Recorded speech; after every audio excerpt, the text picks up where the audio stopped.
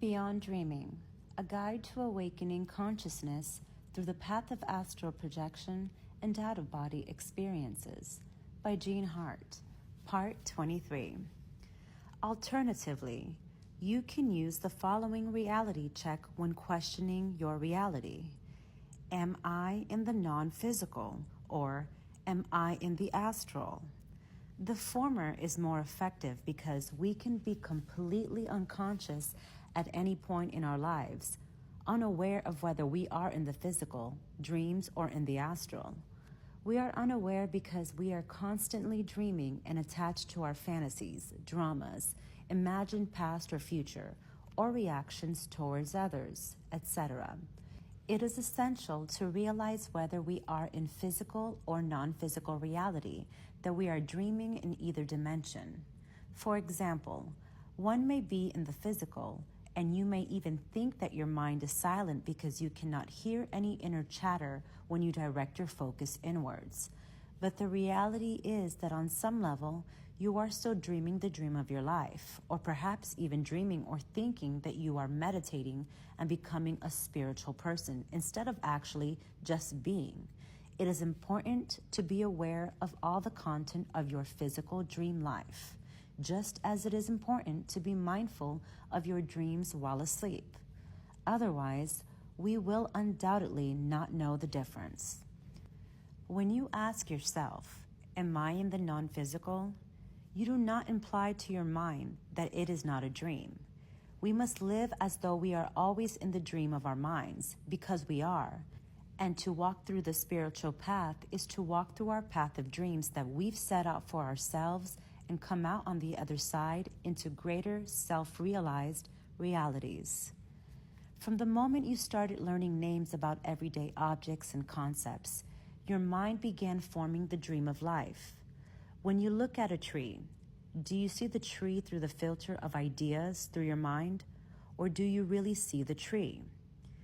In practice, you may think that there is not much to this type of seeing.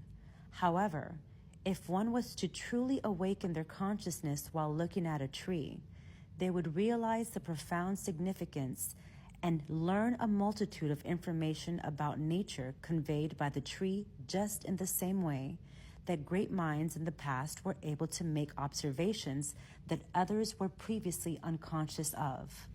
For example, Isaac Newton, noticing that gravity existed through simply observing apples falling from a tree.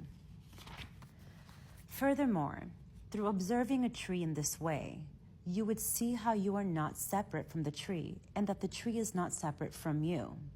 One can come to realizations like this by looking at anything, but alas, we have the battles of our own minds and preoccupations before we can even get to a degree of inner silence which is tranquil enough to be sensitive to that type of information.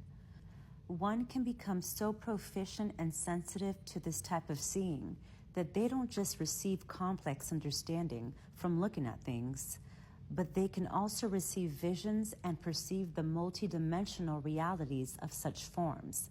That is, to see its essence, where it came from, and other types of information. You may even see its past or future, or you may even be able to communicate with it, ask it questions, and receive clear answers in return. This is more understandable when we do it in the astral plane, but it is also possible in the physical plane too. Many extrasensory abilities like this can be understood in the astral plane, such as clairvoyance, clairaudience, and clairsentience. You can naturally pick up and practice these things the more you spend time in the astral plane and interact with other beings and life forms. The greatest minds in history are the ones who have realized the power of such an inner intelligent sensitivity. They realized that in order to pursue the secrets of the universe by merely using learned concepts of the mind is a sure way to find unsure and weak results. Such known geniuses all have this in common. They are conscious of their own thoughts and feelings and are as much disidentified with them as they are conscious of them. They realize this and drew their influence from that which gives our minds and feelings power, the source, consciousness. A human being is a part of the whole called by us universe, a part limited in time and space. He experiences himself, his thoughts and feeling as something separated from the rest, a kind of optical delusion of his consciousness. This delusion is a kind of prison for us, restricting us to our personal desires and to affection for a few persons nearest to us. Our task must be to free ourselves from this prison by widening our circle of compassion to embrace all living creatures and the whole of nature in its beauty. Albert Einstein. Exercise 2. Reality checks. 1. Take a few conscious breaths and become acutely aware of your physical body and surroundings. Become present. Where are you? What are you doing? 2. Prepare yourself to do a reality check of your own choosing, but before you do it, scan your surroundings slowly and mindfully, letting your eyes look at everything in your surroundings. Look for any signs of anything strange. Notice if your mind is assuming whether you're in the physical. Consider what you were just doing moments ago and what events led you to be where you are now. 3. Really consider for a moment that you 100% without a doubt could be in a non-physical environment.